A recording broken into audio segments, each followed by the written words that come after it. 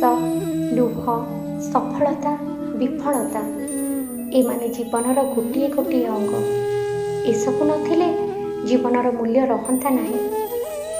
କେହି ବିଫଳତା ପରେ ସଫଳତା ପାଇଲେ ଖୁସି ହୁଏ, ପୁଣି କେହି ସଫଳତା ପରେ ବିଫଳ ହେଇଗଲେ ଦୁଃଖୀ ବି ହୁଏ। ଟିକେ ଉଚ୍ଚକୁ ଯାଇ କେବେ ବି ଭାବନା ଯେ ମୁଁ ସଫଳତାର ଶୀର୍ଷରେ ପହଞ୍ଚିଛି। ଜୀବନ ରାସ୍ତାରେ ଝୁଣ୍ଟି ପଡ଼ି କେବେ ବି ଚିନ୍ତା କରନା କି ମୁଁ ହାରିଯାଇଛି। ଏତିକି ବୁଝିନିଅ, ନିଜ ସ୍ଥିତିରେ ମୋତେ ପରମାତ୍ମା ହିଁ ରଖିଛନ୍ତି। ଏହି ସ୍ଥିତି ହିଁ ମୋ ପାଇଁ ପ୍ରଯୁଜ୍ୟ। ତେଣୁ ମୋତେ ଉଚ୍ଚକୁ ଯିବା ପାଇଁ କର୍ମ କରିବାକୁ ହେବ। ଏ ନେଇ କାହାଣୀଟି।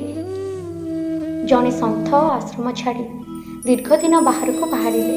ଶିଷ୍ୟକୁ ପଣସ ମଞ୍ଜିଟିଏ ଦେଇ କହିଲେ, ମୁଁ ଫେରିଲା ବେଳକୁ ପଣସ ବଗିଚାଟିଏ କରିଥିବୁ। ଶିଷ୍ୟଟି ଚିନ୍ତାରେ ପଡ଼ିଗଲା।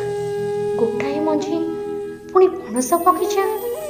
ଗୋଟାଏ ମଞ୍ଜି ତ ଗୋଟାଏ ଗଛ, ଆଉ ଗୋଟିଏ ଗଛରେ କ'ଣ ବଗିଚା ହୁଏ? ତଥାପି ଗୁରୁଙ୍କ କଥାରେ ବିଶ୍ୱାସ ରଖି ମଞ୍ଜିକି ପୋତିଲା। ବହୁ ଯତ୍ନ କଲା। କିଛି ବର୍ଷ ପରେ ଗଛ ବଢ଼ିଗଲା, ପଣସ ଫଳିଲା। କେତୋଟି ପଣସ ମଞ୍ଜି ପାଇଁ ବାଛିଲା। ସେହି ମଞ୍ଜିରୁ ପୁଣି ଗଛ କଲା। ହଠାତ୍ ରାତିରେ ଗୋଟାଏ ଝଡ଼ ଆସିଲା। ବଡ଼ ଗଛ ସହିତ ସବୁ ଚାରା ବି ନଷ୍ଟ ହୋଇଗଲା। ବଗିଚାର ସ୍ୱପ୍ନରେ ବିଭୋର ଥିବା ଶିଷ୍ୟଟିଏ ଏବେ ମୁକୁଳା ପଡ଼ିଆରେ ଠିଆ ହୋଇଗଲା ପରି ଲାଗିଲା। ସମସ୍ତଙ୍କ ଜୀବନରେ ଏମିତି ସମସ୍ୟା ଆସେ। ଗୋଟେ ଗୁରୁତ୍ୱପୂର୍ଣ୍ଣ ଶେଷ ହେଲା ବେଳକୁ କିଛି ବିଘ୍ନ ଆସିଯାଏ। କାମଟି ହେଇପାରେ ନା।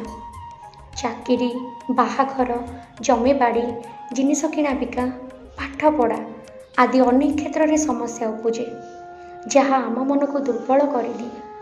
ଶିଷ୍ୟର ଅବସ୍ଥା ବି ଅବିକଳ ସେମିତି ହେଲା। ମନ ଦୁଃଖରେ ବଗିଚାକୁ ସଫା କରୁଥାଏ।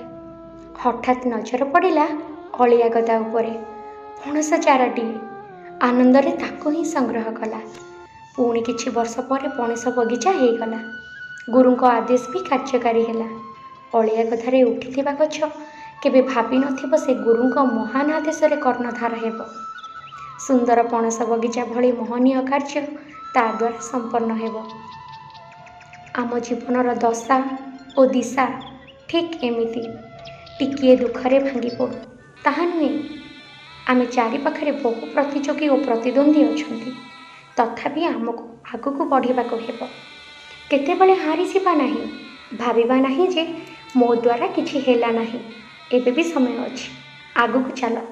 ସଫଳତାର ସ୍ୱର୍ଣ୍ଣେଲି କିରଣ ତମକୁ ଅପେକ୍ଷା କରିଛି।